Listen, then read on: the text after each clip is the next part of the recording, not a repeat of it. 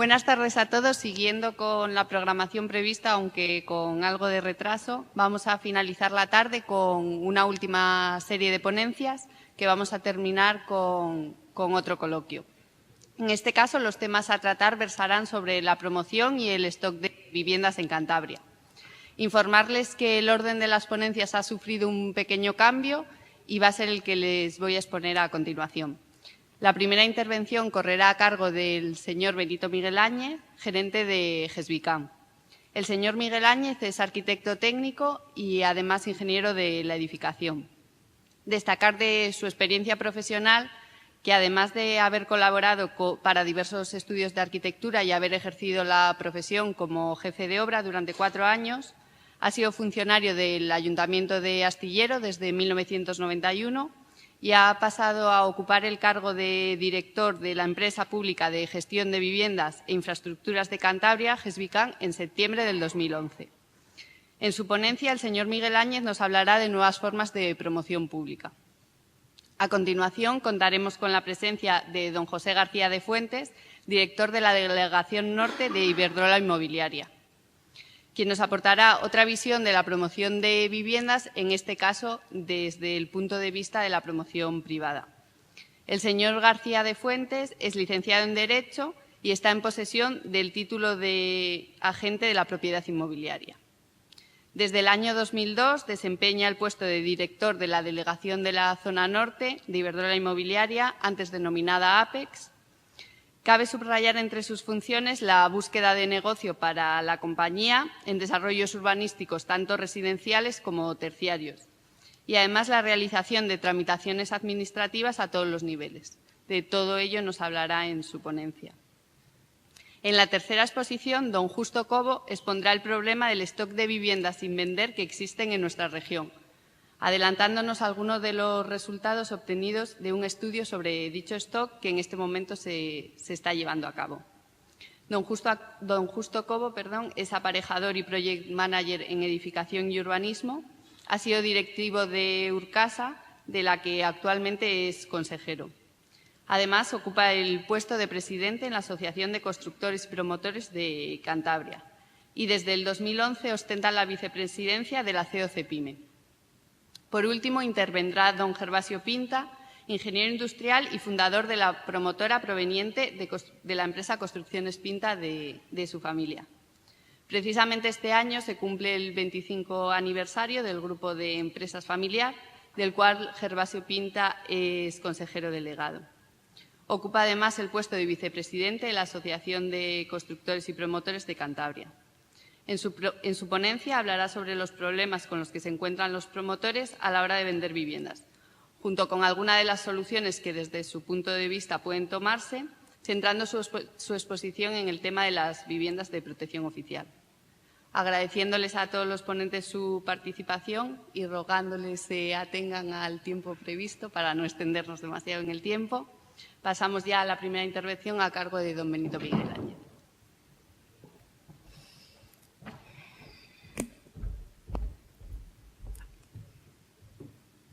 Muy bien, buenas tardes.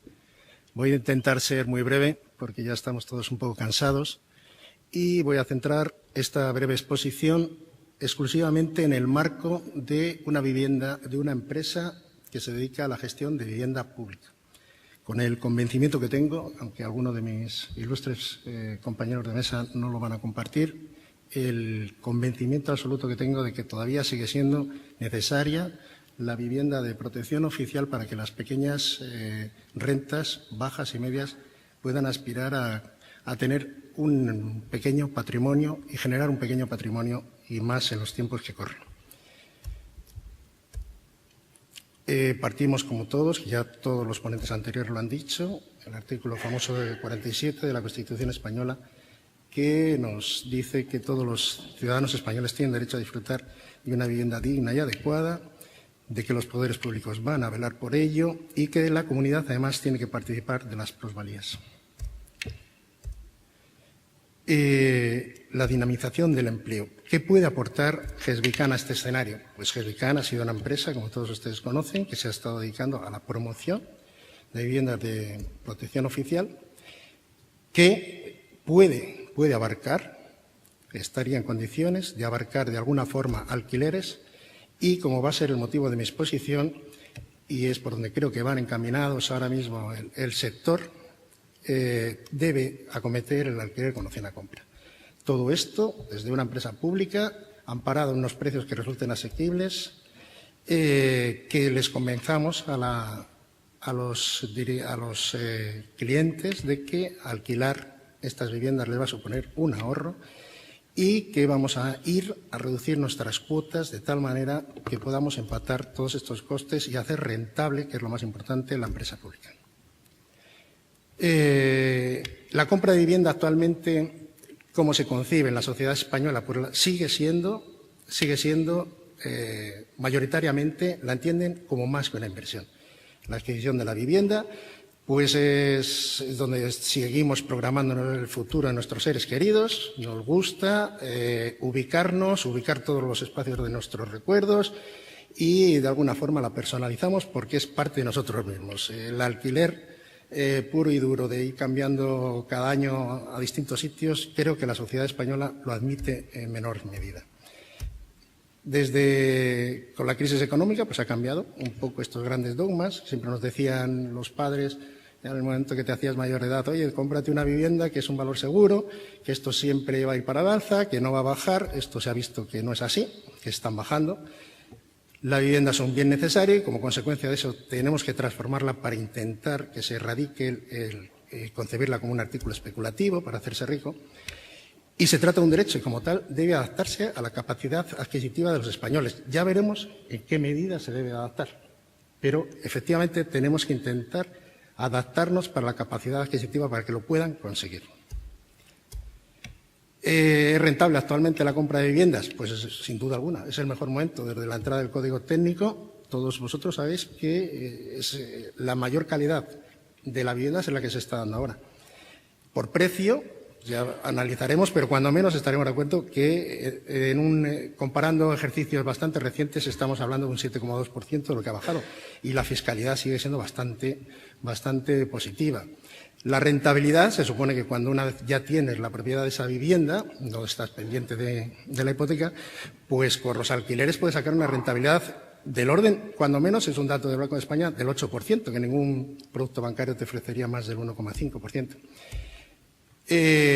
Tras la burbuja inmobiliaria, pues ha deseado la idea de que la compra de viviendas es un bien especulativo. La sociedad está reclamando otras tendencias. Las expectativas de vivienda a corto plazo, pues efectivamente se han ralentizado, porque no hay financiación principalmente y porque hay mucha oferta. ¿Comprar o alquilar la vivienda? Bueno, esta es la reflexión que se hace en un montón de personas. A la hora de acceder, pues ya sabemos que todos los españoles todavía hoy siguen siendo mayoritariamente inclinados por la compra de vivienda, aunque ya se están apuntando indicios, quizá porque no les quede más remedio, de que apuntan al descenso de esta tendencia. Actualmente pues sigue siendo que la cuota que se puede pagar por una hipoteca a 25 años y más o menos las cuotas del alquiler que está en el mercado pues son muy parecidas. Por eso mucha gente pues prefiere lanzarse a invertir con una hipoteca más que a pagar una renta. No obstante, pues también hay otros factores. Esto sí que lo estamos notando muchísimo los promotores y desde GESBICAN se nota una barbaridad. Estos que yo llamo aquí factores circunstanciales y temporales. Muchísima gente ahora están deseando acceder a una vivienda, pero tienen bastantes dificultades con las entidades crediticias. Gente que, en el caso de GESBICAN, ha estado pagando durante el periodo de construcción ese 20% que les exigimos, lo ha pagado religiosamente y con todas las garantías. No ha habido manera de subrogarse a la hipoteca porque las entidades financieras pues están exigiendo ahora demasiados controles y demasiadas garantías. Asimismo, adquirir una vivienda hay que desembolsar al inicio, como ya he dicho, pues un 20%, y luego tendríamos casi otro 10% entre los gastos de impuestos, de escrituración, de registro, etcétera. Y todo esto lo estamos partiendo de un escenario hipotético en el que vamos a pensar que a medio plazo no nos suba el Euribor, porque entonces nos rompería todos los esquemas. Con la misma pregunta, alquilar o comprar una vivienda, pues no va a perder la gente va a tomar esa decisión pues en función de su capacidad, con unos costes iniciales y unos costos totales a largo plazo. Eso es evidente, no me voy a entretener con esto, pero sí que quiero hacer un hincapié en que ahora mismo el mercado del alquiler en España se está situando, según las fuentes, entre un 10 y un 16% de la demanda. Y esto, en comparación con lo que recientemente se publicó en el 2011, nos encontraríamos en un 40% en Alemania y un 30% en el Reino Unido. El alquiler está ganando adeptos de forma lenta y hay instituciones como el Banco de España que hace una reflexión muy interesante que sería pues para debatir en otro momento, que llega a esta curiosa conclusión que a más alquiler, menos paro. Bueno, es debido a todo lo que se han estado hablando en los anteriores ponentes, la movilidad, incluso se habla de que cuando tienes menos ligazón a las relaciones familiares, pues se puede llegar hasta incremento de la productividad, cosa que sería muy discutible, pero bueno, ahí estaría el dato. Un incremento de la actividad económica del mercado de alquiler pues mejora la eficiencia productiva al facilitar, entre otras cosas, la mayor movilidad. Los datos sobre la demanda del alquiler, estos son datos del Ministerio de Fomento, bastante recientes, son de 2011, ¿por qué la gente se estaba inclinando hacia el alquiler? Ese porcentaje que veíamos antes, que era pequeño, pero dentro de ese porcentaje, ¿por qué? Pues es significativo, sí, el 56% decía que es que no podía acceder a una vivienda. Gente que no quiere hipotecarse, porque es un aspecto que también habría que contar. No me quiero hipotecar y prefiero vivir de alquiler toda mi vida. Por razones de movilidad, el cambiar de puesto de trabajo. Como solución temporal, y este sí que es un dato importante, es un 30% como solución temporal. Es decir, una gente que clarísimamente te está diciendo que quiere comprar, pero que no, ahora de momento la única alternativa que tiene es alquilar. Y un casi 10% por otros motivos. Los datos sobre el alquiler en Cantabria, esto también es una estadística del Ministerio de Fomento del mes de abril.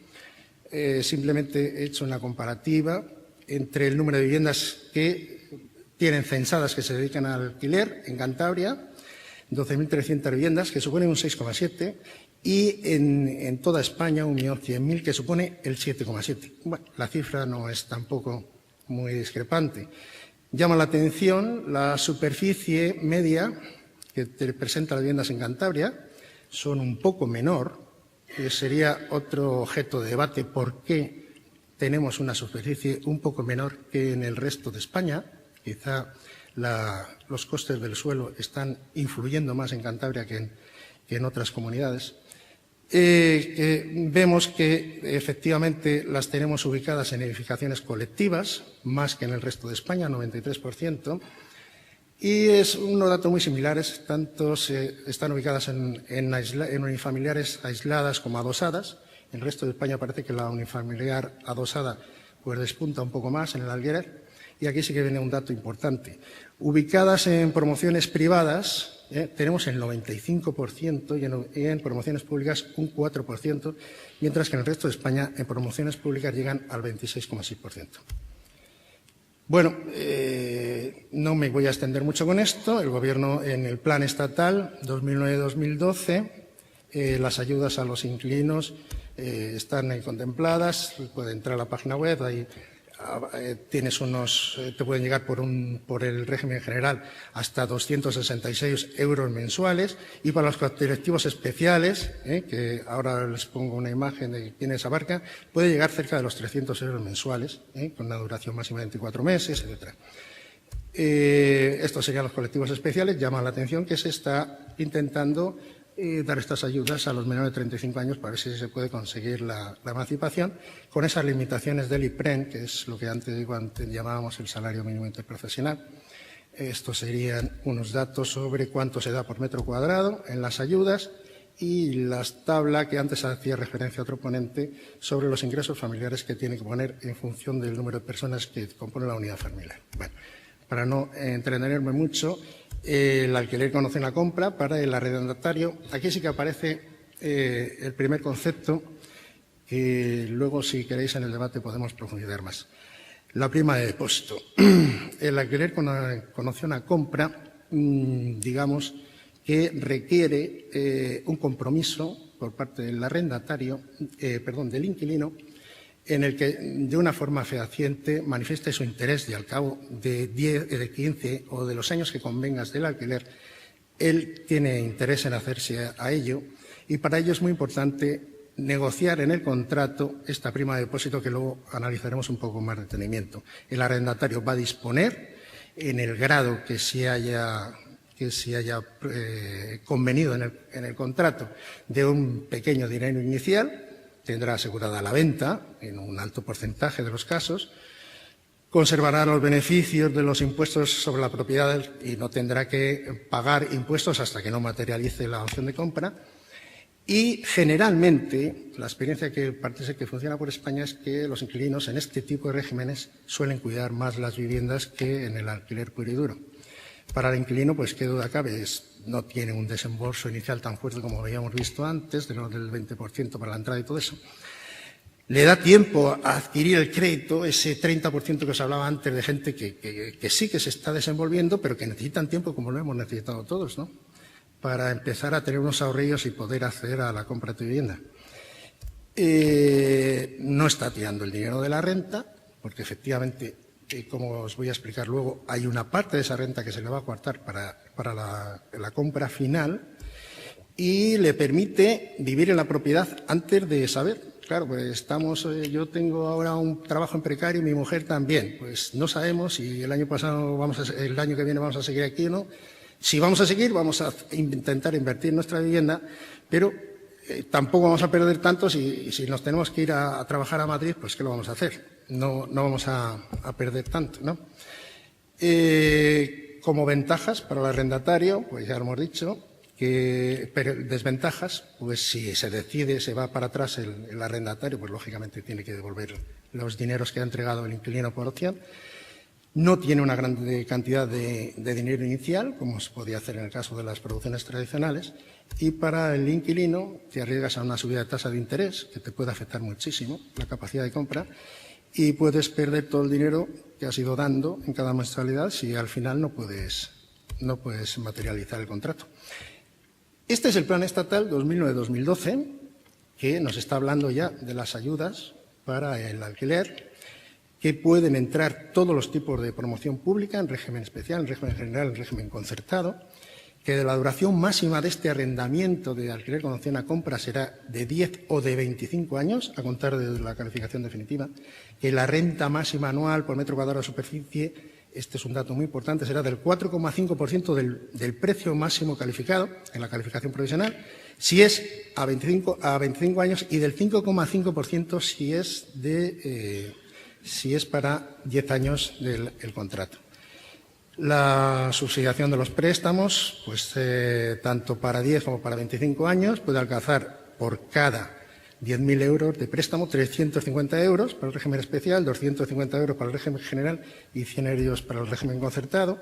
También disponen de una subvención por metro cuadrado útil entre los anejos, que por ejemplo para alquiler de 10 años, englobados en la zona C, ya sabéis que estamos en este Plan 9 de 2012, distingue la zona C, que coincide un poco con la zona POL del resto de los municipios.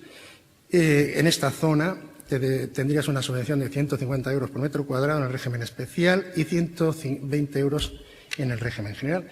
Y el precio final de la vivienda, muy importante para los promotores, el precio final de la vivienda se puede actualizar, en principio se debe actualizar en función del IPC que se ha ido dando durante esos 10 años o dentro de esos 25, si el alquiler se hiciera 25 años, en función del IPC, y el plan 2009-2012 reconoce que se podría actualizar ese precio hasta 1,5 veces, que ya estaríamos hablando de que para el promotor tendría una extraordinaria rentabilidad.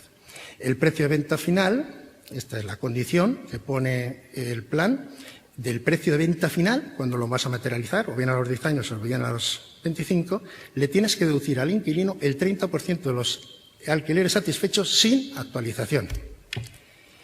En un estudio comparativo entre la venta y el alquiler que hemos estado realizando los técnicos de GESBICAN, pues analizando una promoción cualquiera, pues, con unos datos muy simples de 80 metros cuadrados útiles, el garaje y el trastero, aplicándole los módulos el módulo de esta zona C, la que decía que coincide con la zona POL, pues podríamos llegar a un precio máximo de una vivienda para la venta de 133.000 euros. Si esta misma vivienda la ponemos a la venta, este propietario nos tendría que dar la entrada de esos 26.000 euros, tendría un coste final de la hipoteca al subrogarse a 25 años de 153.000 euros, los actos jurídicos documentados del orden de 500 euros, y se va a un precio total de 180.000 euros. El alquiler con opción a compra, en ese escenario que os pongo ahí, suponiendo un IPC estable del 2,5, suponiendo un tipo de interés 3,7 y el Euribor en el 1,5. Y dentro de los criterios que quiere desarrollar el Gobierno de Cantabria a través de GESBICAN, que es la prima de depósito que os pongo para que nos iguale exactamente nuestros costos, estaríais viendo que los actos jurídicos, lógicamente, al cabo de 10 años van a subir un poco, que de los alquileres este inquilino nos va a pagar 73.000 euros y le vamos a deducir 22.000, y que se va a subrogar a una hipoteca de 87.000 para que de alguna forma se le quede una prima de depósito de 30.000 euros, que si lo dividís entre los 10 años, que era lo que estábamos hablando, pues serían esos ahorros que tiene que conseguir el hombre de 3.000 euros anuales. Con lo cual, incluso a los cálculos de GESBICAN, sería más rentable el alquiler con opción a compra que en venta. Por último, desde el Gobierno de Cantabria, las medidas que estamos muy recientemente intentando aplicar. La primera, y ha sido un gran esfuerzo, como pueden comprender, es deducir el 10% del precio máximo aplicable a las promociones. Ese famoso módulo que estamos viendo antes, tanto para la zona C como para el resto de territorios y en todas las posibles regímenes, el régimen especial, el régimen concertado, el régimen autonómico y en todos los ámbitos territoriales. Este acuerdo se tomó en el Consejo de GESBICAN a petición del señor consejero el 8 de noviembre de 2011. Es decir, que ante la situación que estamos, GESBICAN lo que quiere es sacar promociones e intentar no perder, simplemente no perder. Y el segundo gran acuerdo, teníamos unas cláusulas para toda esta gente que principalmente el banco les echaba para atrás al tiempo de subrogar la hipoteca. Tenían una cláusula de penalización del 20%, esa se ha reducido al 10%, que es de las cantidades entregadas, que es lo que entendemos que compensaría los trámites y la gestión que realiza la empresa pública y sin querer gravarles más, que bastante ya tienen los pobres. Y con esto he terminado. Muchas gracias.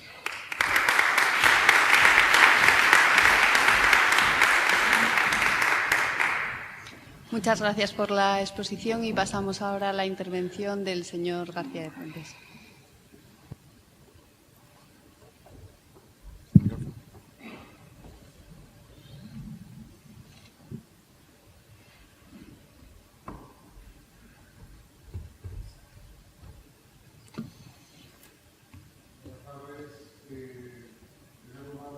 Desde Iberdrola Inmobiliaria queremos agradecer expresamente la invitación realizada por el Grupo de Tecnología de Edificación de la Universidad de Cantabria para poder exponer en este foro nuestra visión sobre la situación actual de la.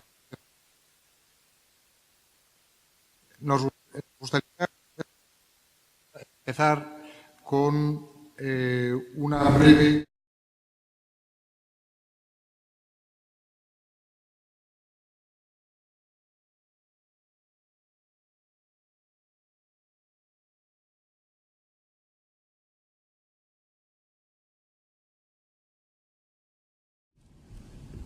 Gracias. Bueno, habrá que coger el truco al micrófono. Les decía que les queríamos comentar en un primer momento qué es Iberdrola Inmobiliaria, dado que todo el mundo conoce qué es la compañía Iberdrola como compañía eléctrica. Es una compañía líder mundial en electricidad, es una compañía líder en energías renovables, pero dentro de su actividad también o dentro del grupo Iberdrola está configurada Iberdrola Inmobiliaria, la cual desarrolla su actividad en diferentes actividades, como el el tema patrimonial, es decir, tenemos activos fundamentalmente terciarios que están alquilados y eso nos da una rentabilidad. Tenemos una actividad promotora, es decir, realizamos viviendas. Tenemos una actividad de gestión de suelo que es o ha sido una de nuestras principales actividades. Tenemos también una expansión internacional y en los últimos años, o en los últimos 2 años, hemos desarrollado un nuevo proyecto de gestión para terceros de activos inmobiliarios. Bien entendido por tal que entidades financieras que se quedan con activos inmobiliarios y que desconocen cómo es el sector inmobiliario necesitan, o creemos que en algunos casos necesitan o deberían necesitar, expertos inmobiliarios que les ayudaran a gestionar esos activos.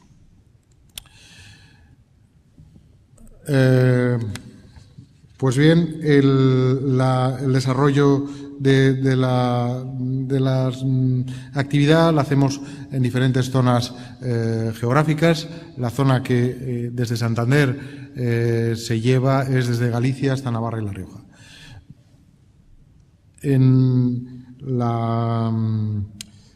Podemos decir, como término general, que se han entregado más de 7.500 viviendas. Se han desarrollado más de 500.000 metros sobre superficie bruta alquilable gestionada y la cifra de negocio acumulada durante los últimos 10 años han sido 3.260 millones. Bien, este desarrollo en una amplia zona geográfica nos da también un elemento de referencia para poder comparar el urbanismo de Cantabria del que creo o el que quiero comparar con las zonas limítrofes o las zonas de la zona que nos ha tocado trabajar. Y uno de los elementos que ha venido a subir, a incrementar de una manera importante el precio ha sido lo dilatado del desarrollo urbanístico. Un buen amigo, al principio de la crisis, que además es ingeniero de caminos, me decía que el inicio de la crisis ya venía en el Evangelio, diciendo que las 3 situaciones de Jesús en las 3 tentaciones que tiene, mostrándole todos los reinos y la gloria te daré si te postras a mí, la tentación de convertir las piedras en pan, es decir, convertir todos los suelos en urbanizables, y por último aludía a la tentación de tirarte y que los ángeles te recojan, y decía, sí, esos son los bancos los que dicen que te van a recoger, ¿no? Finalmente, hace un año me encontré con él, o hace poco me encontré con él, y me dijo, sí, yo creo que ya he encontrado además la solución también en el Evangelio. Decía que era un hombre rico que tenía un administrador a quien acusaban de maltratar la hacienda. Y le llamó y le dijo, ¿qué oigo decir de ti? Dame cuenta de tu administración y no me podrás seguir administrando. Y el administrador dice, ¿qué haré si mi señor me quita la administración? Cavar no puedo, mendigar me da vergüenza. Ya sé lo que haré para que cuando me quiten de la administración me reciban en sus casas. Y fue llamando a los que les debía. ¿Tú cuánto debes? 100 medidas de aceite. Yo te daré, escribe 50. El que debía 50, pues pon 25. En fin, en cualquier caso, es una anécdota que hace ver un poco la situación en la que nos encontramos, ¿no? Hoy por hoy, el acceso a la vivienda, y hemos visto en las diferentes ponencias anteriores, hemos hablado de la construcción. Bien, para llegar a lo que es la construcción, hace falta pasar por un proceso proceloso, necesario y fundamental, que es el urbanismo, de tal manera que podemos distinguir una primera fase, o una fase que es la fase de urbanismo, y entendemos por tal aquella fase en la que de un suelo bruto, agrícola, bardal, como lo quieran ustedes llamar, se termina obteniendo un título administrativo para poder realizar una edificación, y la edificación, aquel proceso por el cual ya realizamos la edificación. Es un proceso laborioso, pero no queremos dejar de reivindicar lo bonito que es este proceso, es decir, el proceso de poder realizar una vivienda en la que puedan vivir las personas a las que va dirigida esa vivienda.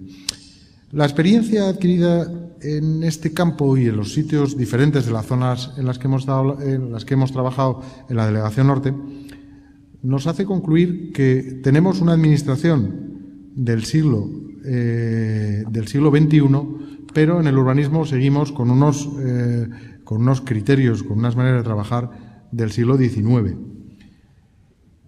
Y esta ineficiencia, esta brutal ineficiencia, hace que el comprador tenga que abonar y tenga que, si lo cuantificamos en años, podrían ser del orden de entre 3 y 5 años, los años que incrementa en su hipoteca en pagar esa vivienda.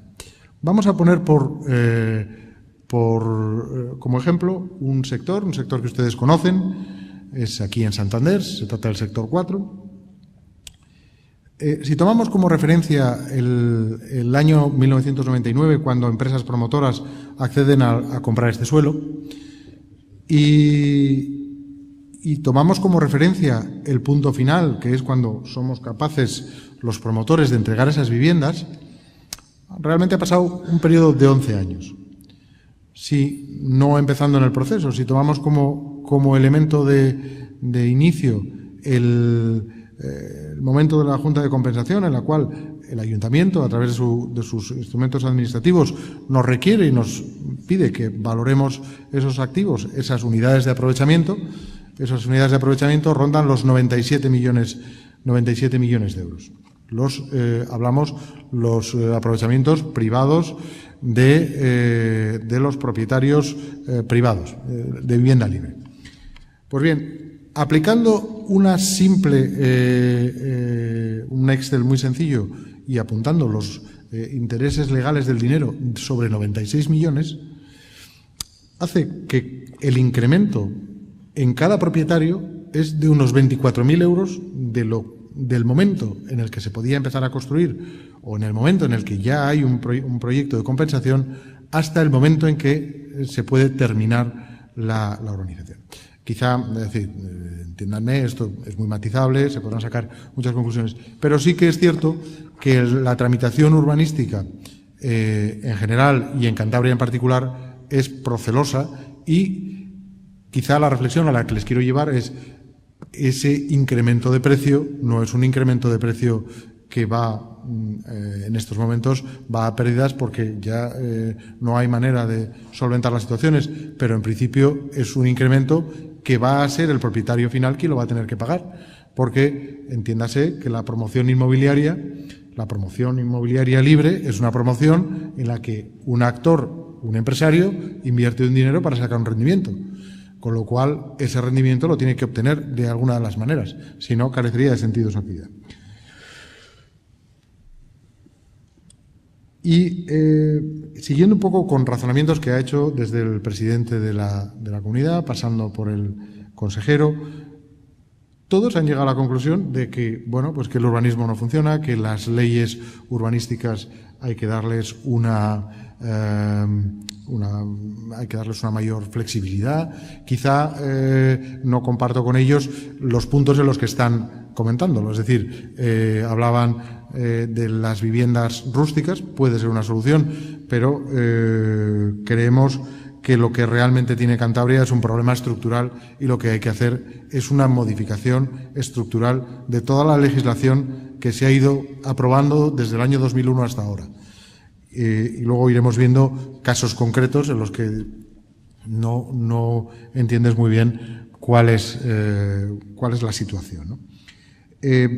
Quizá un poco el ejemplo sería con los planes generales y especialmente en el Plan General de Santander. Al escribir estas líneas yo decía, bueno, esto es como si planteas ir al teatro y dices, bueno, voy a ir al teatro y empiezas a consultar. Y ya, bueno, tanto consultas y tanto esperas que cuando quieres ir al teatro y has comprado la entrada, resulta que ya están saliendo. Con lo cual, llegas tarde con ese plan general. Los hacemos tan procelosos, tan sumamente detallados. Don Julián creo que decía, sí que hay que hacerlos muy detallados. Bueno, yo creo que tiene que servir de guía para un proceso posterior, pero no carece de sentido el que un plan general determine manzana por manzana, alineación por alineación, altura por altura. Y en algunos casos, en el Plan General de Santander, así está sucediendo.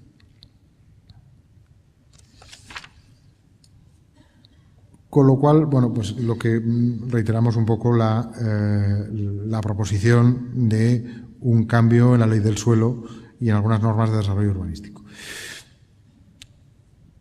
Un poco para ver la situación un poco desesperante para el promotor privado que invierte un dinero y que pretende hacerlo en la mayor brevedad, porque al final el tiempo es dinero, como hemos dicho anteriormente.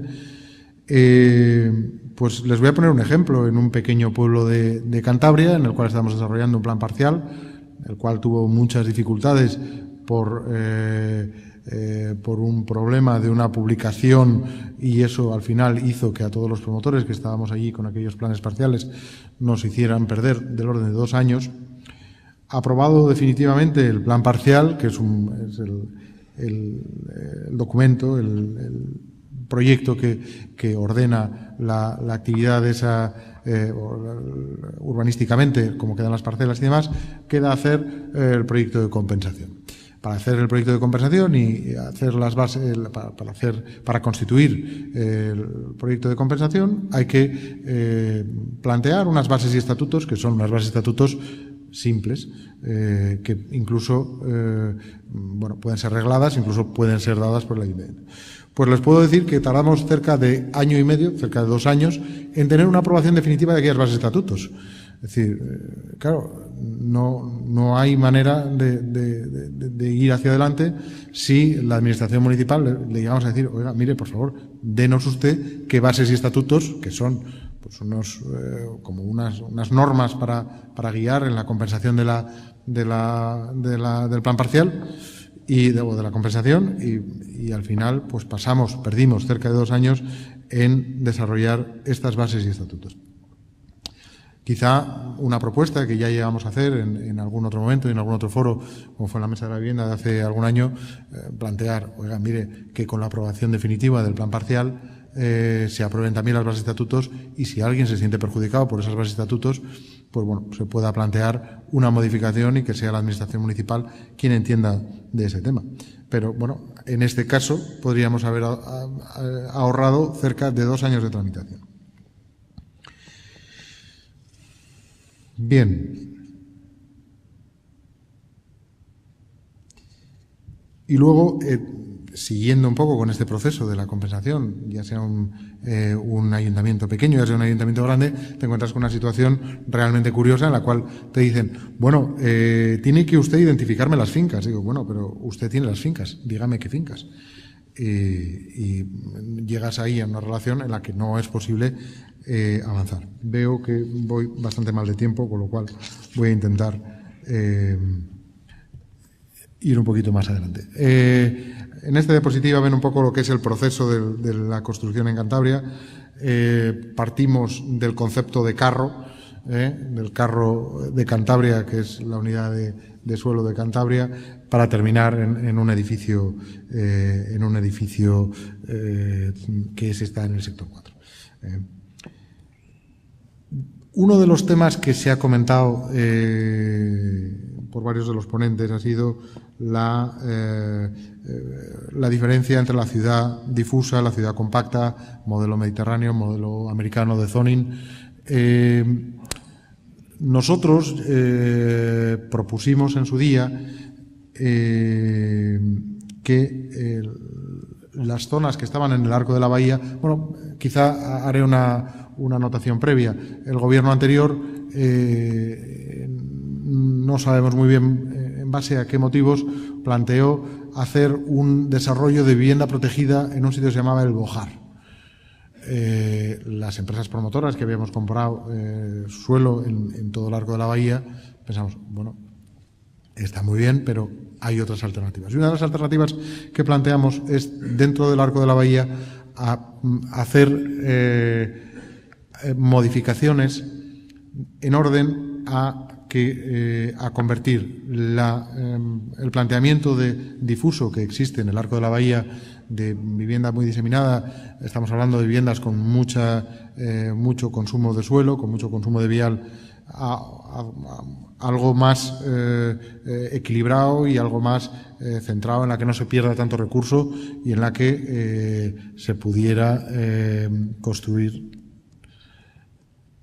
Y un poco a modo de resumen o a modo de idea, ahí tienen un cuadro comparativo entre lo que es una unifamiliar aislada, una unifamiliar pareada y una vivienda en bloque, ¿no? Quizá lo que planteábamos era decir, oye, en estas zonas estamos planteando unifamiliares o pareadas en las cuales el consumo de edificabilidad y de metros es importante. Podríamos plantear otros modelos en los que se agrupara esta edificación, que es más sostenible, que es más económica para aquellas personas que van a vivir y que a todos los efectos pues son más rentables, son más sostenibles.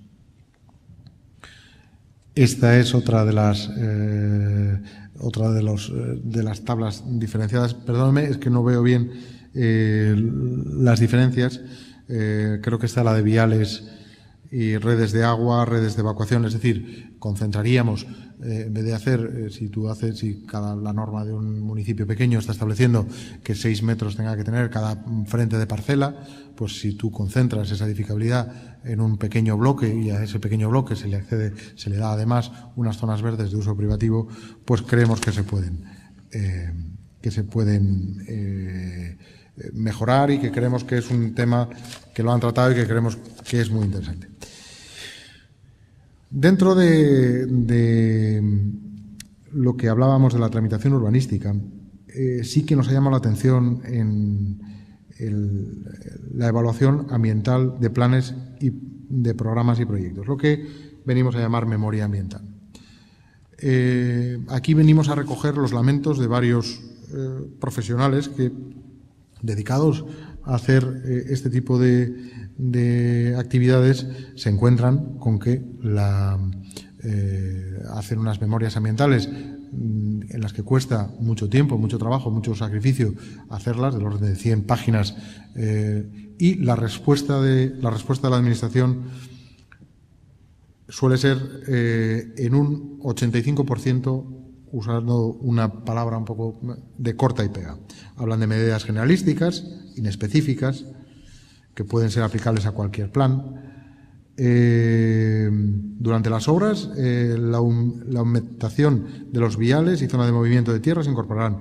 Zonas generales, luego hablan también de medidas generalistas interpretativas. El cerramiento se utilizarán colores similares a los naturales de la zona, verdes, ocres y grises. Medidas generalistas de bajo compromiso, se recomienda, se utiliza, generalistas y luego también las generalistas que se han dado a llamar utópicas. Es decir, plantear que tú incorpores a un plan parcial, que hagas una red separativa, que lo incorpores y lo publiques en el boletín oficial de Cantabria y que el municipio no tenga red separativa, con lo cual entras en absurdos medioambientales. Y esto lo comento, uno, por la ineficiencia del sistema. Es decir, estamos planteando un sistema de memoria ambiental en la cual el 95% son cosas que se cogen y se pegan de todas las memorias ambientales. Hay un 5% que es algo relativo a lo que se está haciendo y que dejan, cuando hablábamos de recomendaciones utópicas, que dejan a interpretación de algún técnico, ya sea municipal o autonómico, de medidas que son de difícil plasmación, y al final estamos viendo que ese proceso nos está llevando 2 años. 2 años que al final no deja de ser un coste para el propietario. Bien, y siguiendo con esto y con la idea de algunos instrumentos que hay que revisar, uno del que planteamos la revisión es de la Comisión Regional de Urbanismo. Yo creo que está bien planteado en el sentido de plantear una participación pública en que todos los colegios profesionales participen a través de sus miembros que hayan sido seleccionados, pero realmente lo que parece es un órgano en el cual no se llega a llegar a su resultado final. Y en esto pues tenemos múltiples ejemplos que, por el tiempo que veo, no tengo tiempo en comentárselo. Pero bueno, el caso más palmario que nos ha pasado es en una ponencia de la Comisión Regional de Urbanismo. El ponente transcribió un artículo dejándose la mitad del artículo, con lo cual hacía que el promotor incumpliera o a efectos del técnico incumpliera la normativa, pero realmente la cumplía porque en la ponencia había trasladado un artículo que no era. Bien, y con relación a las viviendas de protección oficial, que decía Benito que tendríamos alguna discusión, yo creo que yo sí estoy de acuerdo en muchas de las cosas que ha dicho él. Quizá a mí aquí sí me gustaría volver a la reflexión de estamos hablando de la VPO, el impulso público, lo importante que es la VPO. Sobre todo a los políticos les gusta hacer una especial reflexión.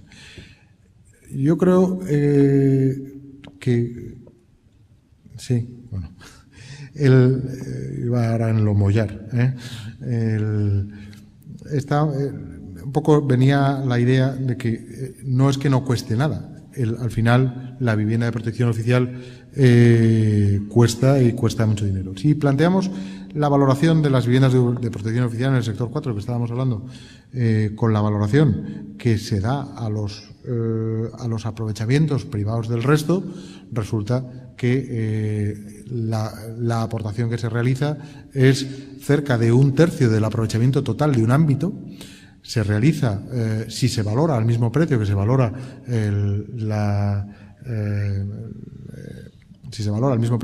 la unidad de aprovechamiento libre, resulta que la valoración de esos aprovechamientos son 31 millones y además resulta que ese aprovechamiento es un aprovechamiento que se da sin urbanización. Mi reflexión es que ese dinero no es un dinero que nadie pague, ni es un dinero que paga la Administración, es un dinero que lo paga el promotor privado y que, por tanto, igual que hemos visto en el traslado de las cargas financieras que la tramitación de un suelo te lleva, el coste de la VPO al final también lo termina pagando el propietario privado. Y es un poco la reflexión que queríamos hacer. No es un dinero que no es de nadie, alguien lo paga. Y realmente lo paga los vecinos, ahí tienen el sector 4, lo pagan los vecinos que han comprado las viviendas en el ámbito libre. Lo han pagado de una manera u otra. Es decir, luego a lo mejor abriremos un debate. ¿De acuerdo? Y quizá aquí plantear una alternativa. Nosotros creemos, es cierto que la Constitución establece que todos los españoles tienen que tener una vivienda digna. Yo creo que todos los que estamos aquí, que vivimos en una equidistribución a través de los impuestos, la tenemos perfectamente asumido. Nadie permitiríamos, ni nadie nos gustaría pasar por la calle y ver que alguien no tuviera vivienda. Pero, si me permiten la broma, en ningún sitio de la Constitución dice que la vivienda tenga que ser en propiedad. Yo creo que el momento en el que estamos nos hace plantear reorientar la vivienda de protección oficial a un sistema esencialmente de alquiler. Quizá hay sitios en los que, en poblaciones pequeñas, en las que no es posible acceder a esas viviendas de alquiler y tienen que ser de propiedad, pero yo creo que sería importante. Termino en 2 minutos. La última reflexión ya sería una reflexión con relación a la edificación. La edificación siempre planteamos o la normativa, dicen que vamos a hacer una ley de vivienda, vamos a seguir normativizando. Hacía alguien una reflexión y decía, oye, ¿no será mejor hacer cajas que estuches? Es decir, en un estuche entra un violín perfectamente instalado, pero a lo mejor no te hace falta un estuche, te hace falta una caja. Y yo creo que la normativa, toda la normativización que estamos teniendo con relación a la vivienda, nos está haciendo que hagamos estuches, es decir, las dos viviendas.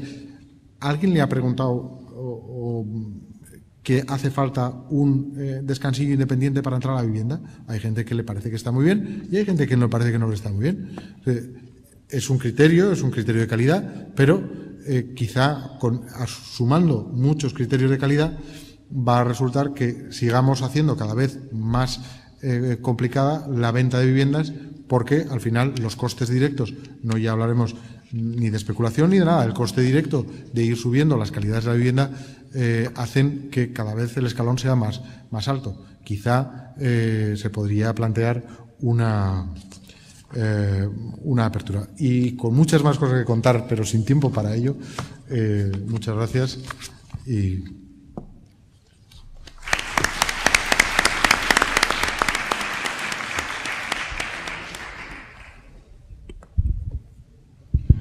gracias por la intervención y pasaremos ahora a la exposición del señor Justo Cobo. Les pido, por favor, a las dos últimas intervenciones limitarse al tiempo porque se nos ha acabado el tiempo previsto, entonces intentar limitarlo lo máximo posible. Gracias.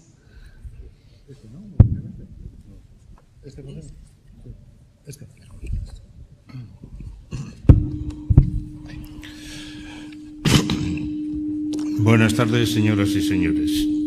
En principio, agradecer a las organizaciones de este evento que hayan contado con mi participación como presidente de la Patronal de Construcción en Cantabria. Durante los últimos meses, la Junta Directiva que presido hemos tenido diversos contactos con administraciones y entidades públicas que me han servido para mejor centrar los problemas del sector. Cuando hablamos de construcción no solo hablamos de empresas que construyen, sino de un conglomerado de empresas auxiliares en el que se apoya dicho sector. Y es que hablamos de un sector que llegó a tener 40.000 personas empleadas y con ellas un número importante de empleos indirectos. Quiero hacer unas reflexiones sobre los siguientes datos. La inversión residencial en España ha llegado a alcanzar el 12% del PIB. Comparando con otros sectores como la agricultura, que concreta un 3% y hostelería que representa un 7%, es una exageración la inversión que se ha realizado. He de decir que los últimos informes de los expertos que confirman que el tope máximo del PIB en construcción residencial en una región o en una nación no debe ser superior al 7%. Por otro lado, hay datos muy claros, que son el consumo del cemento, que se desplomó un 23,50% en el mes de enero comparando con el mismo periodo del año 2011, hasta situarse a niveles de 1987. Esta situación continuará agravándose si las administraciones no impulsan, que parece ser que no lo van a hacer, los programas de infraestructuras y de viviendas, que garanticen un mínimo de actividad en el sector de la construcción en España, ya que lo contrario conllevará al incremento del paro, pues el consumo del cemento siempre está directamente relacionado con el índice de colaboración activa. En el momento en que se encuentra el sector de la promoción en nuestra comunidad, tiene la siguiente fotografía. Un derrumbe de precios, un exceso de oferta frente a una demanda cada vez más débil, o sea, prácticamente nulo, y un sistema financiero al borde del colapso y un sector inmobiliario totalmente paralizado. Vamos a hablar un poco de la banca. Cuando hablamos de las instituciones financieras, soy de la opinión de decir la verdad. Los bancos no solo tienen problemas con los activos inmobiliarios, sino con los activos vinculados al sector público. Se les exige capital para poder cubrir el riesgo inmobiliario, pero no el riesgo del impago público. El crédito total de la banca en el sector inmobiliario a finales del pasado año era el 50% del crédito concedido al sector productivo. Llevamos 5 años de crisis, desde el año 2007. El nivel de financiación sigue siendo el mismo que en el 2008, rondando unos 320.000 millones de euros.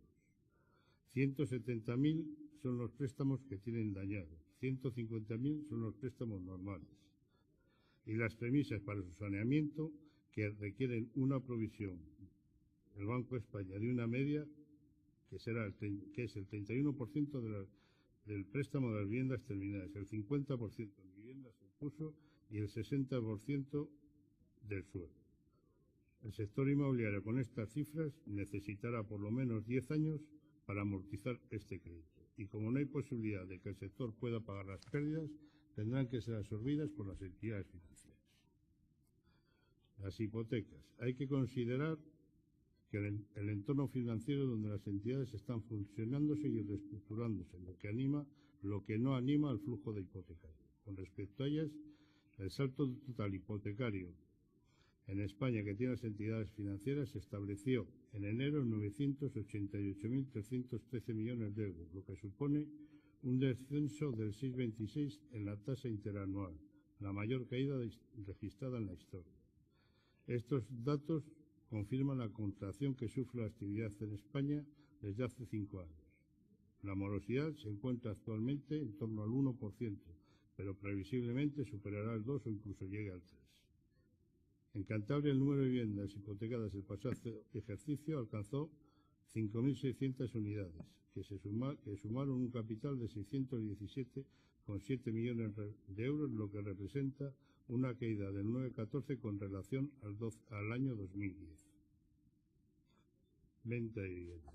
Hay que tener en cuenta que los primeros 2 meses del año no son buenos para la compra de viviendas o para la venta de viviendas. El línea apunta a un descenso a nivel nacional del 31,8%, que registró la compraventa de pisos en febrero con relación al mismo mes del año anterior. Y es que la actual situación de la demanda no es la óptima, dada la inseguridad laboral y la falta de financiación. Por el contrario, estas cifras en Cantabria son peores, ya que la compraventa de viviendas se hundió un 52%, 20 puntos más que la media nacional.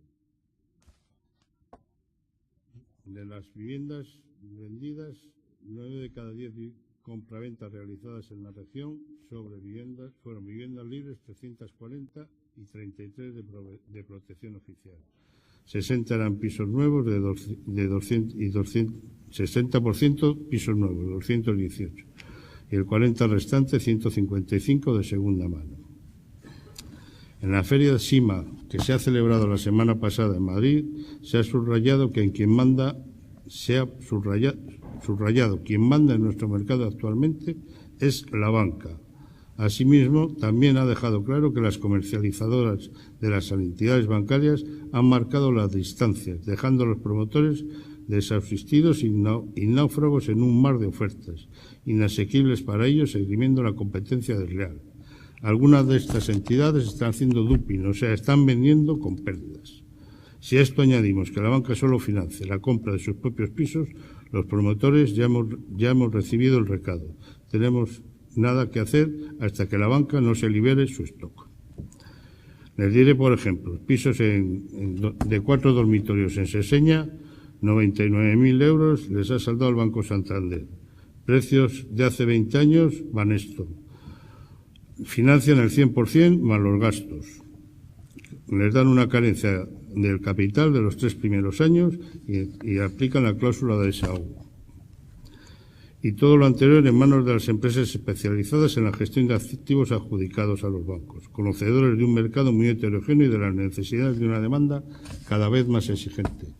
Con las rebajas drásticas y gigantes en los precios por debajo del 20 o el 30%, algo muy probable en la edificación, la promoción inmobiliaria se paralizará, puesto que con estos niveles de precios solamente se cubrirán los costes de reposición más los gastos de comercialización, sin margen empresarial y dejando el valor del suelo en 0 euros.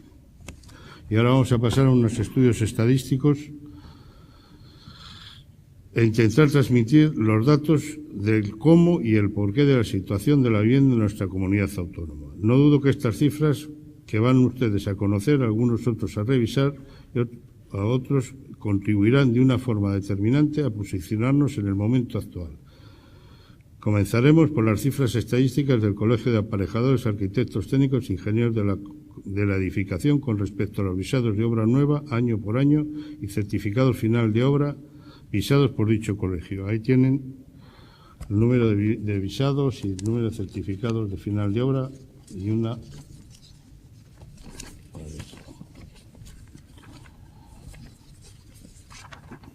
Y esa donde se ve que se produce el aumento de visados y la entrega y la disminución de entrega de obra. En total se han realizado en estos años del orden de 96.000, se han visado del orden de 96.000 viviendas en Cantabria y se han entregado más o menos 1.000 viviendas menos, unas 95.000. El dato exacto, si quieren, se lo digo. A ver dónde lo tengo.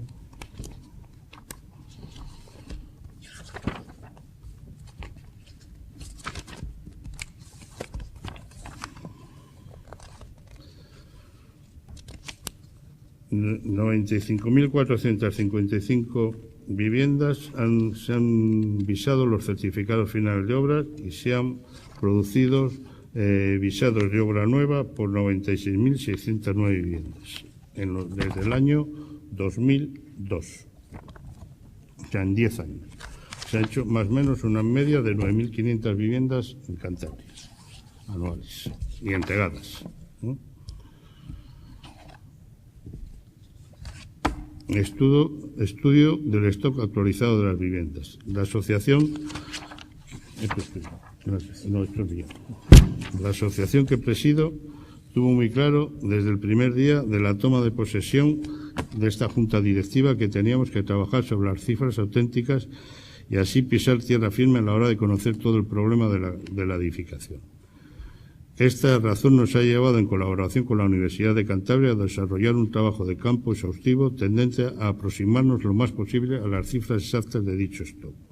Las cifras estadísticas que a continuación les voy a mostrar son el inicio ya muy elaborado de dicho estudio. Cantabria tiene un total de 5.304 viviendas terminadas sin vender, 4.687 pisos terminados, 617 viviendas unifamiliares, 762 viviendas en construcción y 1.368 viviendas en construcción pero paradas.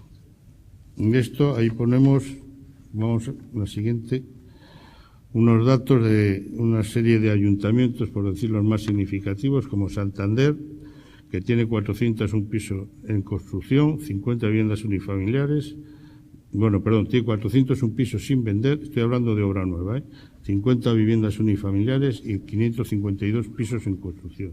Así el resto de los ayuntamientos que ahí aparecen. El resto, hay ayuntamientos que son muy poco significativos y no hemos querido poner más, ¿no? Nuestro trabajo. Cuando se habla de dinero virtual, los constructores y promotores tenemos que decir que nosotros lo transformamos en su momento en tangibles, que son las viviendas. Nosotros queremos ser ni más ni menos que lo que pesamos. No tenemos vocación de ser la locomotora de la economía. Lo hemos sido y se ha aprovechado todo el mundo de ello y queremos ser lo que nos corresponde ser, sin más.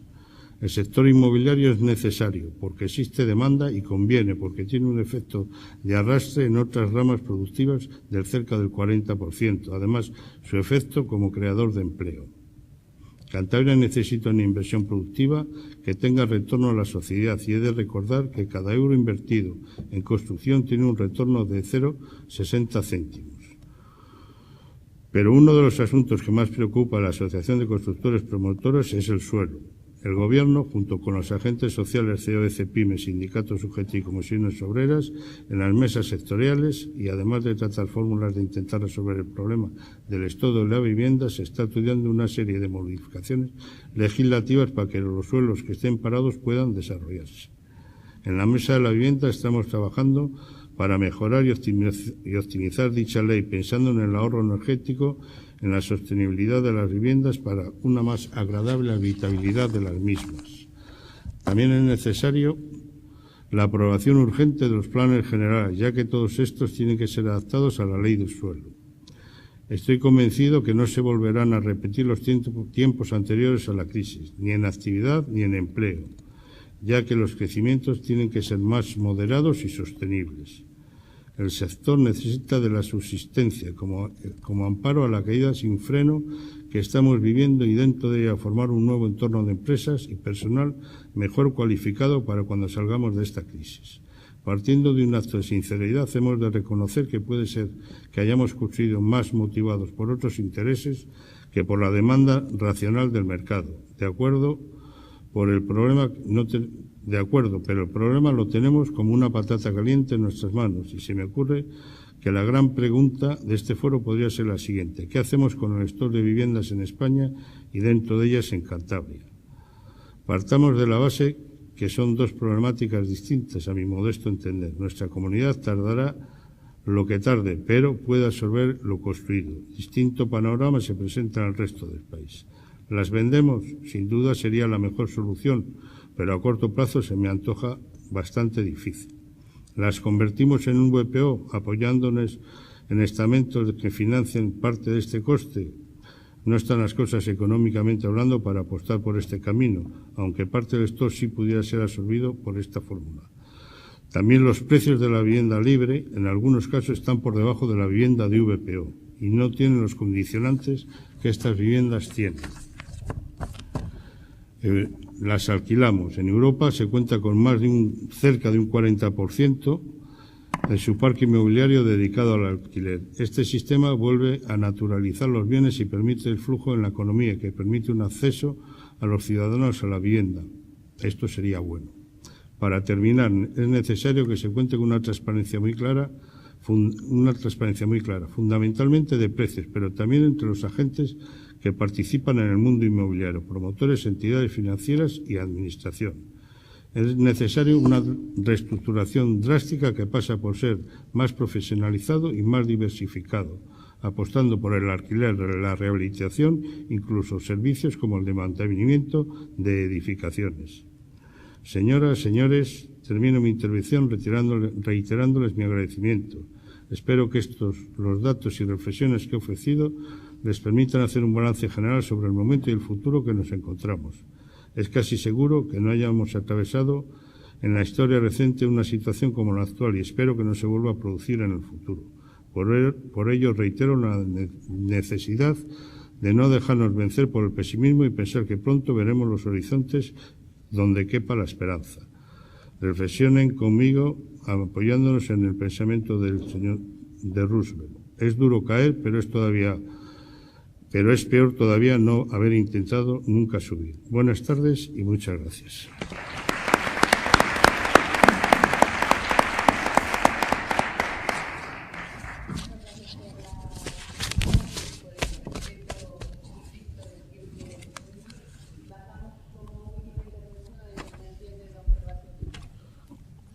Bueno, yo voy a intentar también respetar el tiempo porque me imagino que todo el mundo ya tenga ganas hasta incluso de ir a ver el partido. Bueno, lo primero agradecer, dar las buenas tardes. En primer lugar agradezco la organización de este evento, el haber contado con mi presencia en este foro donde me encuentro entre verdaderos profesionales de una gran cualificación y a ustedes gracias por su asistencia. Ante todo, indicarles que no quiero dar una charla amplia sobre el tema ya que prefiero que sea el coloquio el protagonista de mi intervención, cosa que ya, como vamos un poco fuera de tiempo. Bueno, ¿cómo sobrevivir en un sector donde las cifras caen año tras año? Esa es la pregunta que nos hacemos cada día quienes nos dedicamos a la promoción de viviendas.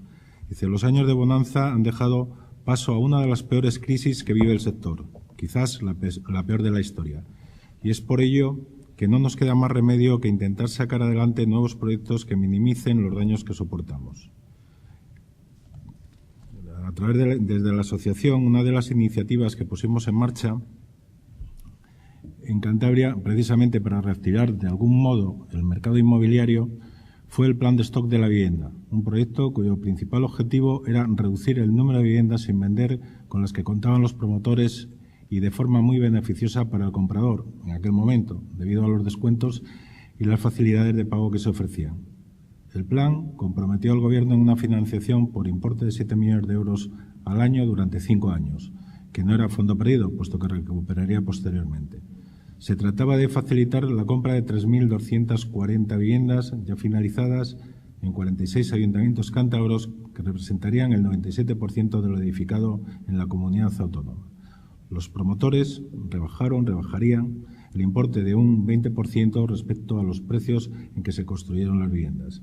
En cuanto a la financiación, los compradores disfrutarían de un periodo de carencia de 3 años en el que solo pagarían los intereses.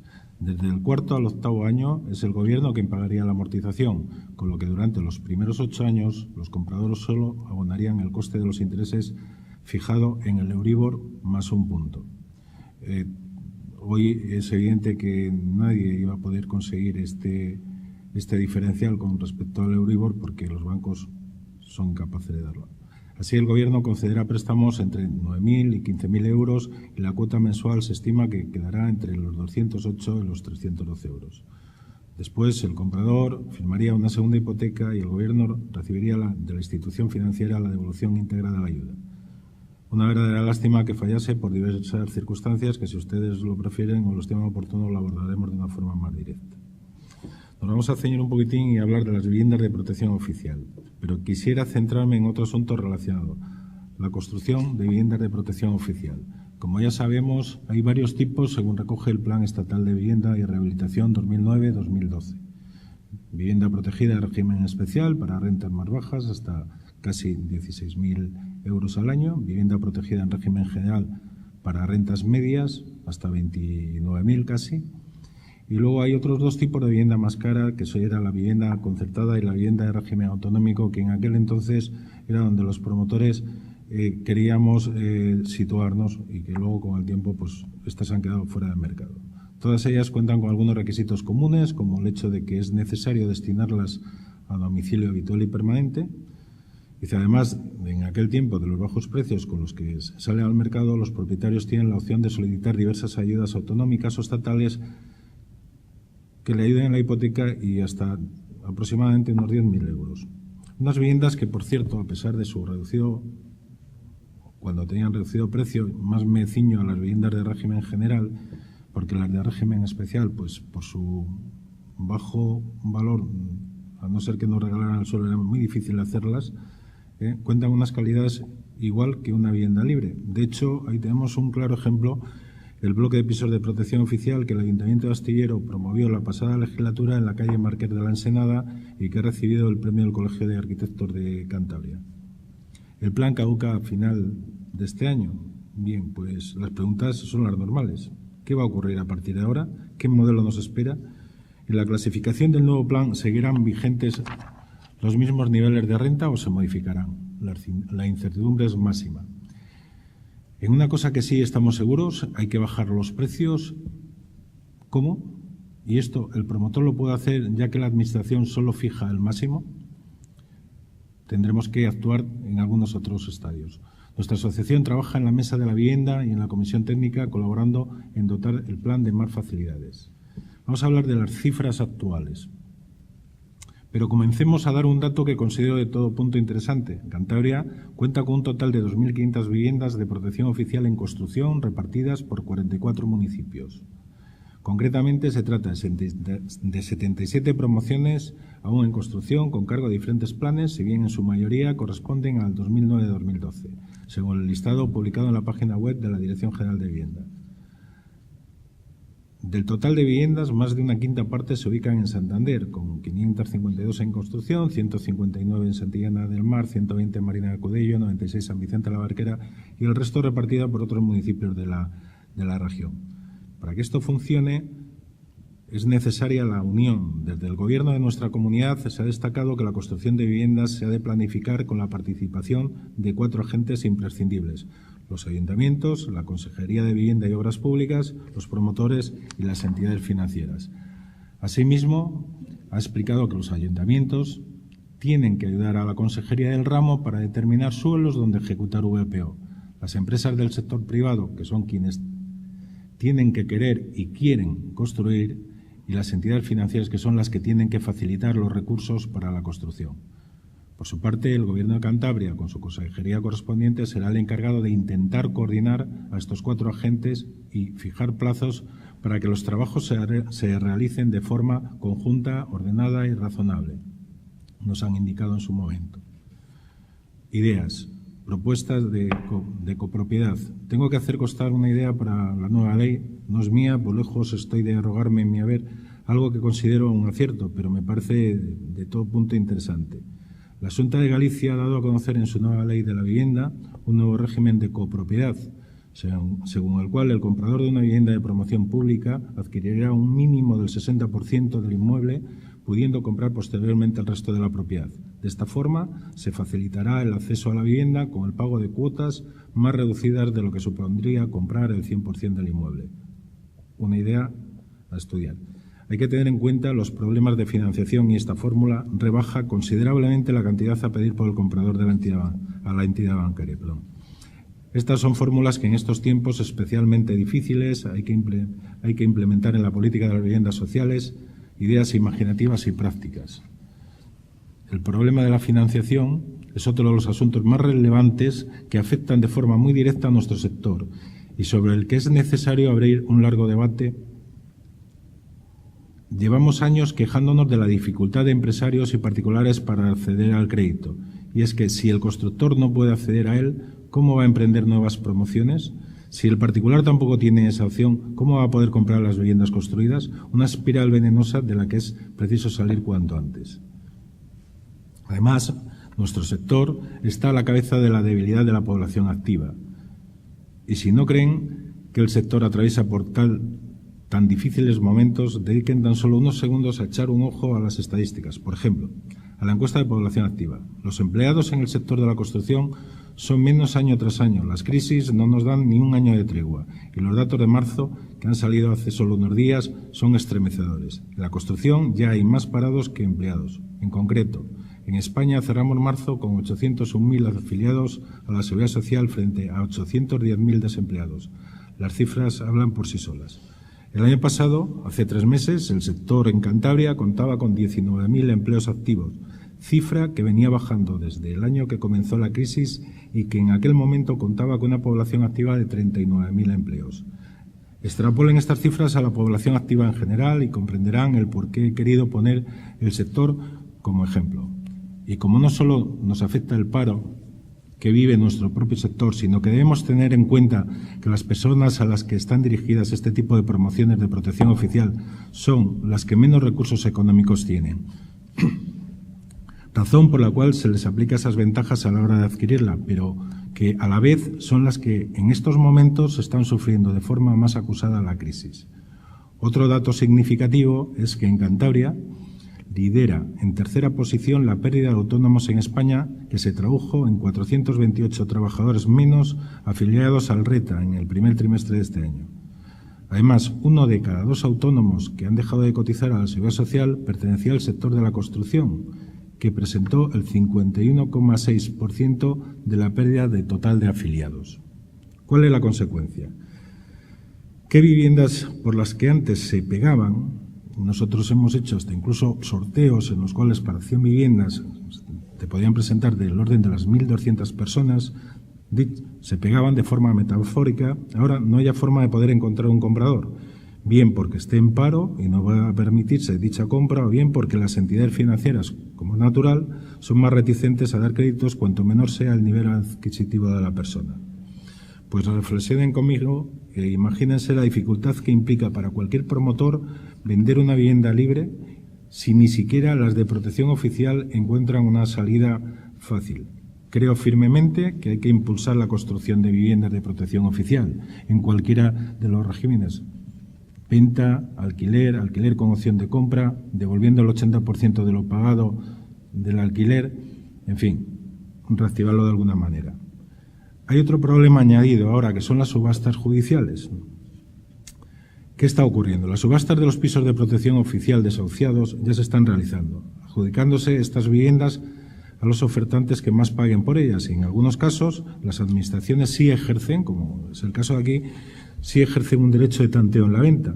Hay en otros casos que no. Dicen, pero ¿por qué ejercen el derecho de tanteo en la venta? Pues para evitar irregularidades con el dinero que a veces se paga y no figura en ningún sitio, o para que las viviendas no sean adjudicadas a inquilinos que no cumplan los requisitos. Entre estos requerimientos, la legislación establece un precio máximo en la subasta, que no se puede superar, y unos niveles de renta concretos para acceder a ellas. Esta práctica ha sido reconocida en un medio de comunicación por varios bancos españoles, aunque recuerdan que es un procedimiento completamente legal, de acuerdo con la ley, y permite a las entidades obviar los requisitos de futuros compradores y el precio máximo que se establece en la subasta. En este apartado quiero dejar constancia corporativa. Cuando un consumidor compra un producto, siempre exige que conlleve una garantía. Pues bien, si se compra al promotor,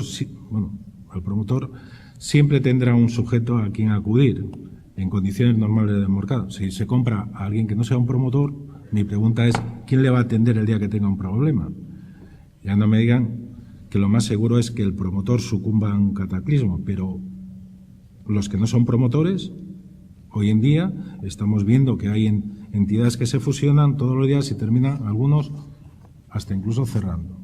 Como final, y para terminar la charla, somos un sector que emplea mayoritariamente mano de obra, salvo los técnicos, poco especializada y que podría revitalizar nuestra economía. Estudios de tasadoras certifican que la producción normal de viviendas estaría en un mercado, en una época normal, como he dicho antes, de entre el 5 y el 10 por mil, 5 siendo optimista y el 5 siendo conservador y el 10 siendo optimista. Por otro lado, de todos es sabido que cada vivienda emplea normalmente 3,4, o sea, es decir, entre 3 y 4 trabajadores por 3 años. Hagamos números. Sobre una población de Cantabria, en una época conservadora, se necesitarían unas 3.000 viviendas y en una época de bonanza necesitaríamos pues bastantes más. A esto, ¿qué podemos hacer? Si lo multiplicamos por 4, que sería el número de trabajadores que emplearíamos, estaríamos con 12.000 puestos de trabajo. En una situación económica como la actual, cuando todos los sectores están ajustando los precios, los costes están bajando y los ciudadanos se encuentran cada vez más ahogados económicamente, no parece aceptable que el coste de las VPO no se adapte a la situación social. Se debe mantener la reducción del precio del módulo de VPO si se quiere hacer más asequible estos inmuebles a los ciudadanos que necesitan un piso para vivir. Para ello, debiéramos aumentar la edificabilidad, la densidad y debiéramos concentrar en altura para ahorrar en costes de distribución, como antes algún que otro ponente ha dicho. De no seguir esta dirección, la vivienda protegida acabará por perder su razón de ser y, por tanto, no responderá a la necesidad de los ciudadanos de una vivienda a un precio más asequible. Entonces, con esto doy por terminada mi intervención y si se abre el debate,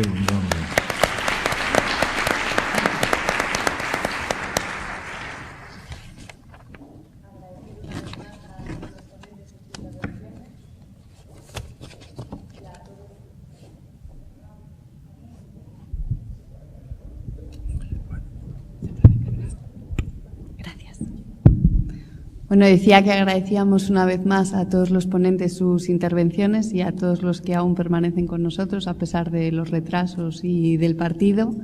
Se abre ahora un turno de preguntas para establecer un coloquio que esperemos enriquezca aún más todo lo que ya nos han expuesto.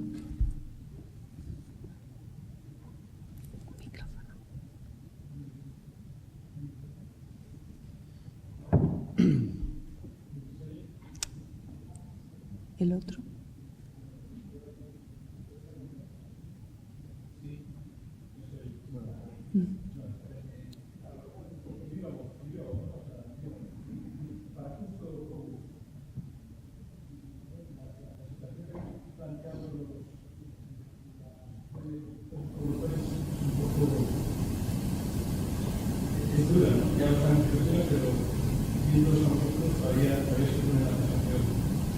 ¿Qué debería hacer una empresa para salir adelante?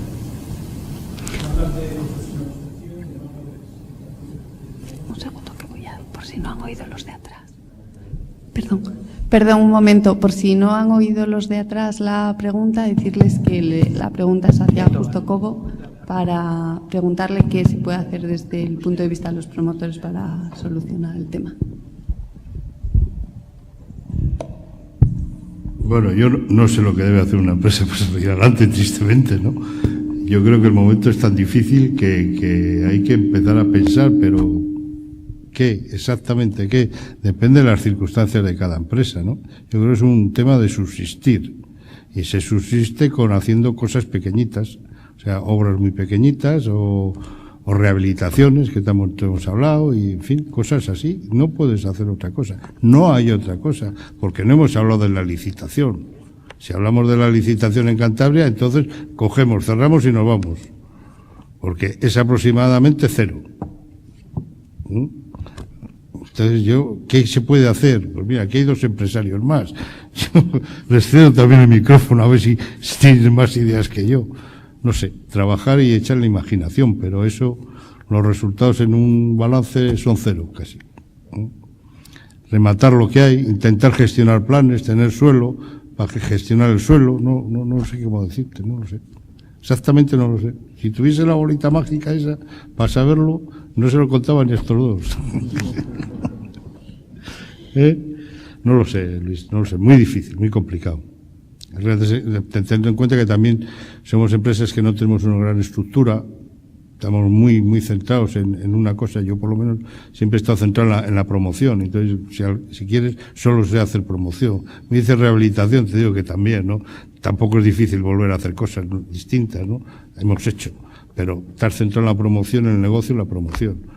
Hoy no se vende, pues mira dónde tenemos el negocio. Fatal. ¿Qué podemos hacer? Obras, que es lo nuestro, lo que sabemos hacer. Pero no las hay.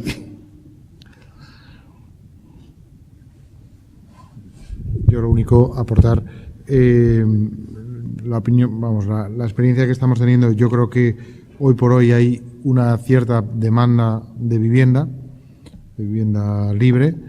El problema que se está encontrando quien quiere adquirir una vivienda es que no tiene financiación. Lo ha dicho antes justo. Es decir, las entidades que tienen pisos, que son todas, cuando alguien va, oye, quiero comprar un piso, y dice, sí, eso está muy bien, pero para ese no te van a dar.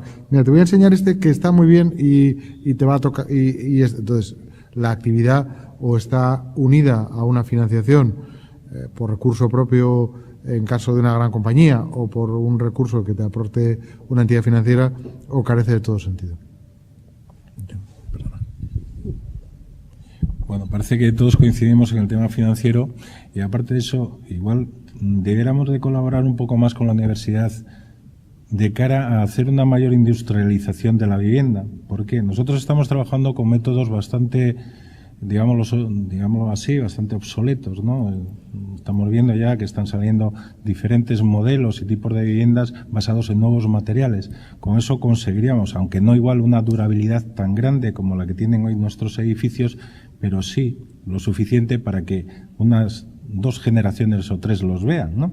¿A dónde quiero llegar con todo esto? Tenemos que conseguir un abaratamiento en los costes.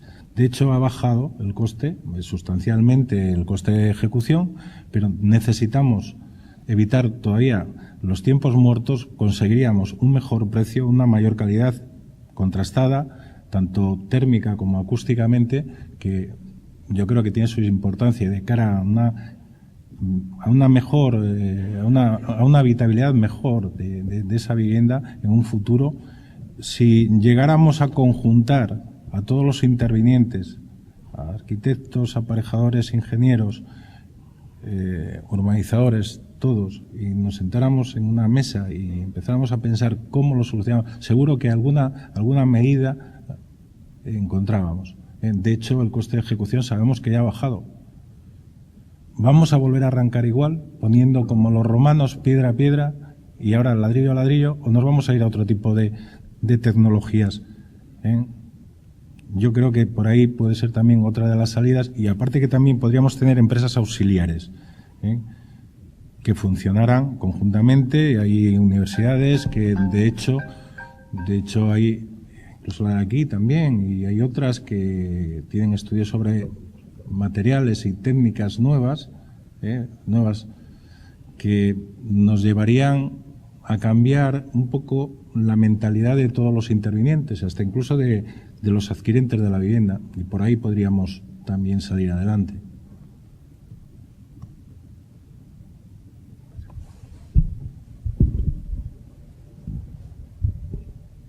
¿Alguna pregunta más?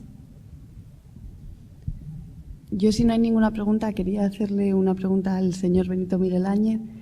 Hablaba de la importancia del alquiler frente a la compra en muchos casos, pero ¿cómo cree que se podría hacer esa concienciación social de la opción de alquiler frente a la compra, barriendo todo lo que hay hasta el momento muy calado en la sociedad?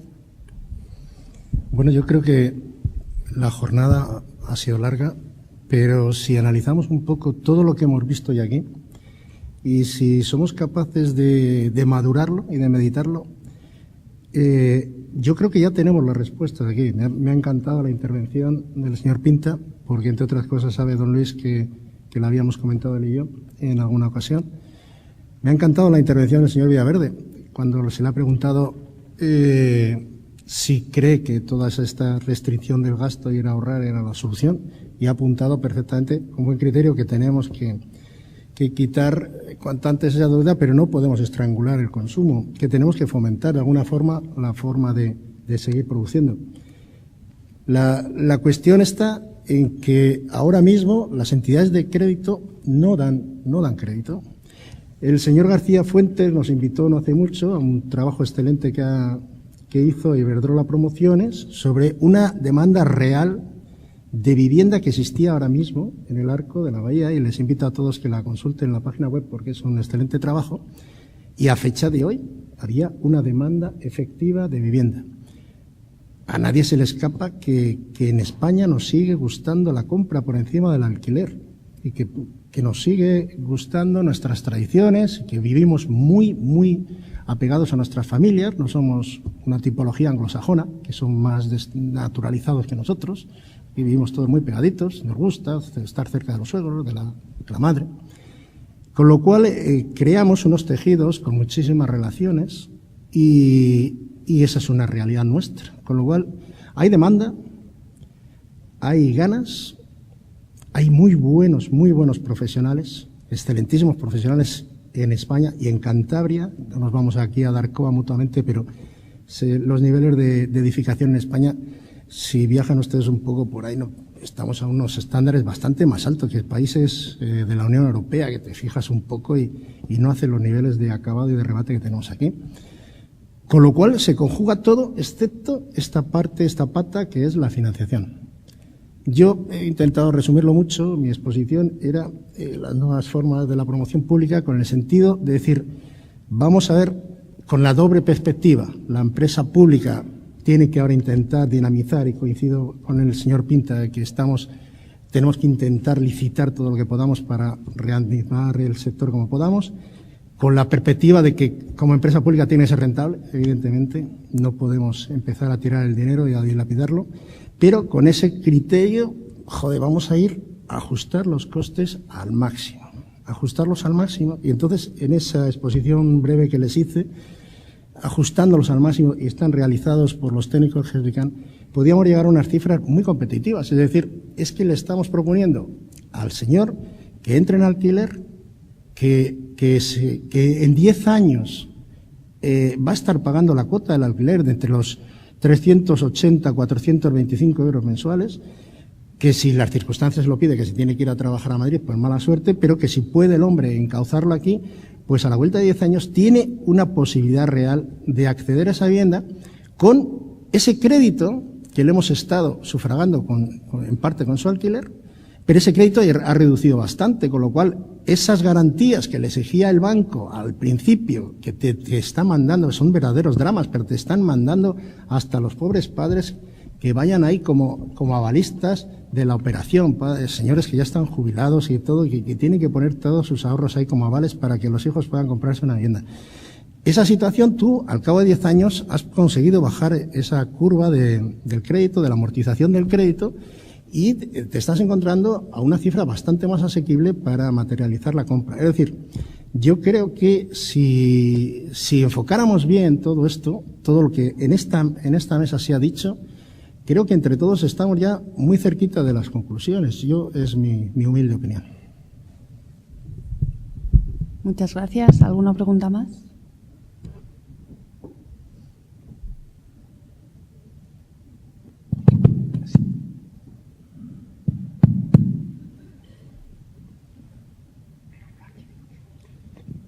A ver, falla un poco. Para ver, mi pregunta era si en alguno de los casos usted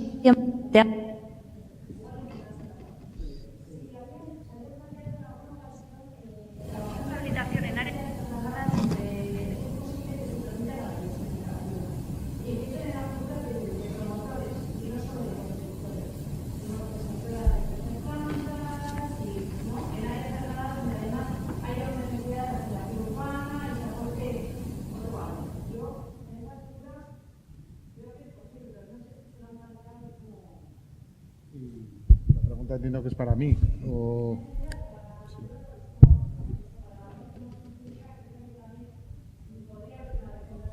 Pues que empiece la pública.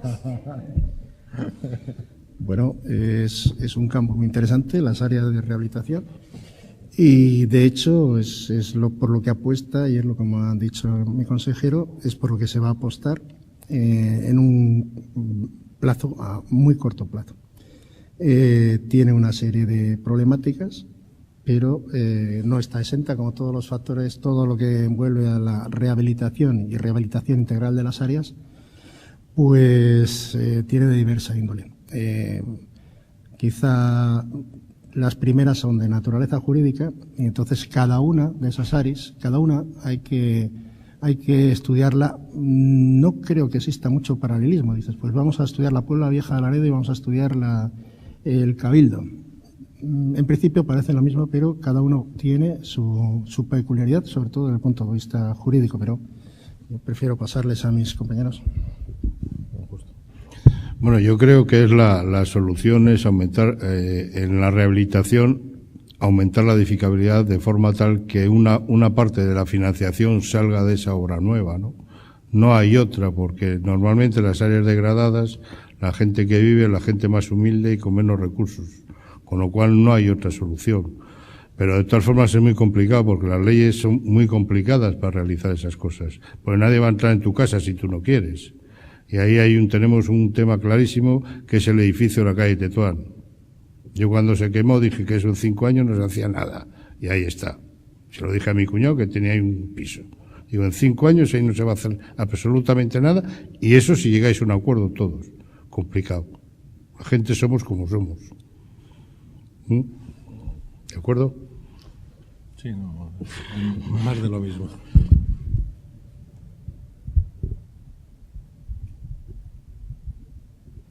Sí, micrófono.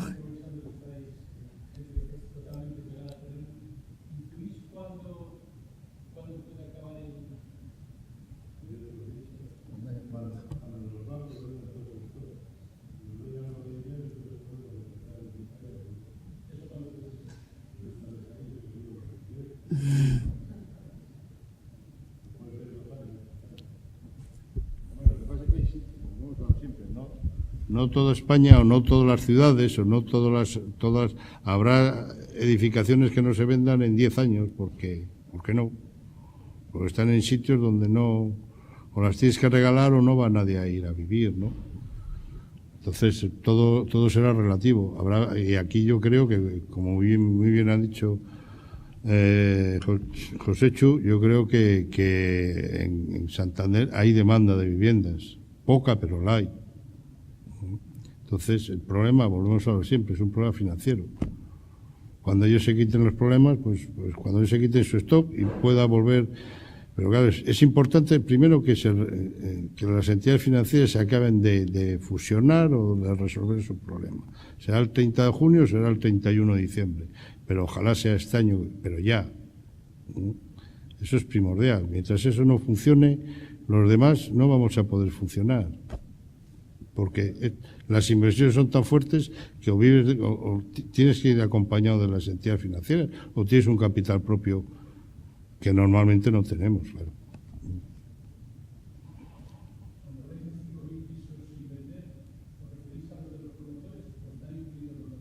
Están incluidos los de los bancos. Vivienda nueva. Estarán incluidos, no sé cuánto, porque no nos ha dado tiempo a rematar todo el estudio. Yo creo que tenemos que profundizar algo más en él, que es lo que debemos hacer para llevarlo a la mesa esa del seguimiento de la vivienda que hemos entre la COE y los sindicatos y la administración, pues seguiremos ese camino. Habrá que profundizar más para tener claro pues, por dónde se puede o dónde no se debe edificar más, por ejemplo, ¿no? Es decir, no sé, ir a un sitio donde hay 500 viviendas y no se han vendido, como en la zona de Ramales de la Victoria, pues en el ayuntamiento pues dices, vale, puedes ir, pero ya sabes lo que te va a pasar, ¿no? Hacer las inversiones en sitios que sean productivos y que sí generen, ¿no? Genera actividad. Una vez que se mueva el dinero, pues sigue la actividad, es una rueda, sigue.